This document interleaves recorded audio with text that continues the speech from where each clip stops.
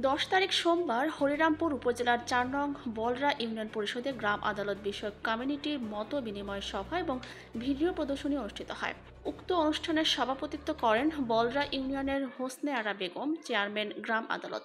উক্ত অনুষ্ঠানে ওয়ার্ড সদস্য, শিক্ষক, ইমাম, নারী নেত্রী, এনজিও কর্মী, পুরোহিত সহ মোট 33 জন অংশগ্রহণ করে।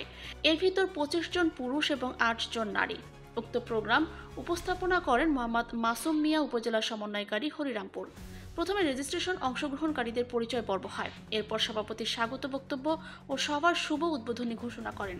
বাংলাদেশ গ্রাম আদালত তৃতীয় পর্যায় পরিচিতি ও কার্যক্রম সুবিধা নিয়ে আলোচনা হয়। পরবর্তীতে গ্রাম আদালতের উপর ভিডিও প্রদর্শনী হয়। উক্ত ভিডিও প্রদর্শনী দেখে শিক্ষক আলমগীর হোসেন বলেন, গ্রাম আদালতে গ্রামের সাধারণ মানুষ, পিছিয়ে পড়া জনগোষ্ঠী, হতদরিদ্র, অল্প খরচে কম সময় বিচার ব্যবস্থা ইউনিয়ন পরিষদে পেতে পারে। সেজন্য সবার সহযোগিতা প্রয়োজন।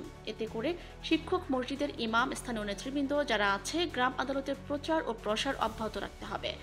আলমাজ মেম্বার ওয়ার্ড নং 1 তিনি বলেন, গ্রামের যে সকল সালিশি বিচার ব্যবস্থা আছে তা ইউনিয়ন পরিষদের করার জন্য সকলে উদ্যোগ গ্রহণ করতে হবে। তিনি বলেন যে ইউনিয়ন পর্যায়ে গ্রাম আদালত বিষয়ে যে সকল মিটিং হয় তা ওয়ার্ড পর্যায়ে করার জন্য প্রস্তাব পেশ করেন। ওয়ার্ড সদস্য মোসাম্মদ সবুরা বেগম বলেন, যে সকল ভিডিও প্রদর্শনী দেখানো হয়েছে তা অত্যন্ত ভালো উদ্যোগ। পরবর্তীতে এরকম প্রোগ্রাম হলে এটা অধিক জনগোষ্ঠীকে খোলা মাঠে দেখানোর জন্য অনুরোধ করেন। এরপর উক্ত ইউনিয়নের প্রশাসনিক কর্মকর্তা আব্দুস বাসাত বলেন, গ্রাম আদালতের রায় উচ্চ আদালতে বহাল থাকবে। সর্বশেষ সভাপতি হোসনে আরা বেগম গ্রাম আদালতের সুবিধা নিয়ে আলোচনা করেন। এরপর তিনি সভায় উপস্থিত সকলকে ধন্যবাদ জানিয়ে সভার সমাপ্তি ঘোষণা করেন।